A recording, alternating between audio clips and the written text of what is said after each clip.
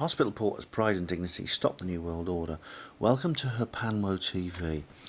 Well, I know I've said I've finished my HPANWO TV reportage on the Rendlesham Forest 30th anniversary celebrations and conference and tour. This unique, historical and exclusive tour of the Rendlesham Forest area. But I thought there's something else I ought to say. You know, which I sort of have been thinking about. That is that people often come up with various ideas about aliens. Are they good? Are they bad? You know, people relate experiences with aliens. You know, in terms of the so-called abduction experience or the CE5 protocols, as Stephen Greer talks about. Now, from what I've seen, from what people have said, the simple truth of the matter is they're both good and bad. There's good guys and bad guys.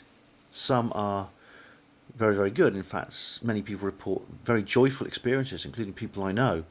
Very joyful experiences with these creatures. They are very loving, very kind, spiritually evolved, and they have a spiritual message for humanity. Others seem to be disinterested observers, almost like scientists, kind of interdimensional David Attenborough kind of thing, and we're the kind of gorillas in the glade where they sit around cuddling, you know, and all the insects he picks up in his hand, you know, that's how they see us. And others, you know, report things like what you might call the negative abduction, which is the very, very disturbing, horrific torture and you know, medical examinations, sexual abuse, things like that. That's another thing that's reported. So aliens are good guys and bad guys. It's interesting that you know, the official Ministry of Defence response to UFO sightings and close encounters is that they are of no defence significance. Well, they are, because these objects can travel at over 60,000 miles per hour.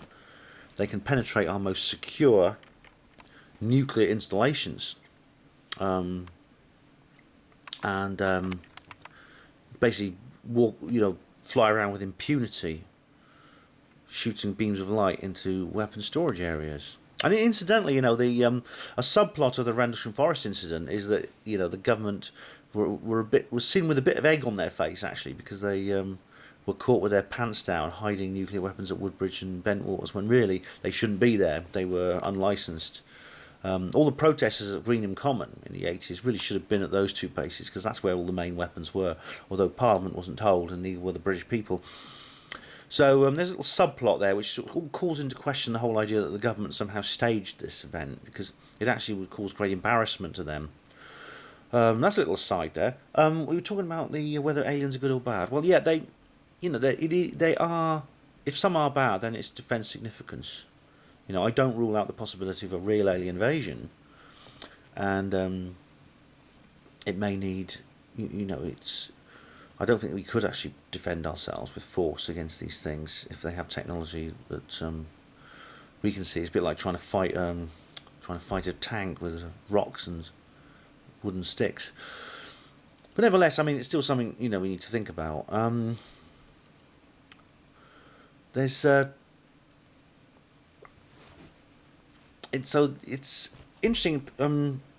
Jim Penniston actually said something that I didn't know, because he said that he had something called PHP? It was something, I can't remember what that stands for, what it means. It's a US Air Force term that refers to a person being passed as suitable for top secret clearance for dealing with nuclear weapons. So a serviceman would have to pass some kind of examination, have some kind of certificate to deal with nuclear weapons, and he referred to something called PHP. And he said that, you know, going out into the woods at night and seeing these flying saucers zipping around the woods would normally have had your PHP called into question. You'd be assessed by a psychologist and things like that, you know. because these people in the security police squadron were protecting nuclear weapons, and the U.S. government is not obliged to, to provide employment for people in the area of nuclear weapons protection if they show any kind of instability. In fact, the very least kind of instability or lack of security, and that person is removed from their responsibility for those weapons.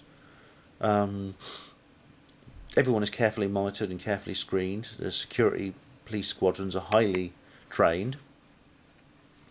And the thing is, Penniston actually got a massive promotion. This is one of the things he said. I mean, I don't know if it was on the films. I can't remember if I actually recorded it. I haven't watched all this. I did watch them through, but only once. But he had his PHP raised to a higher level. He was promoted and given higher security clearance afterwards. He wasn't relieved of duty, which is very strange.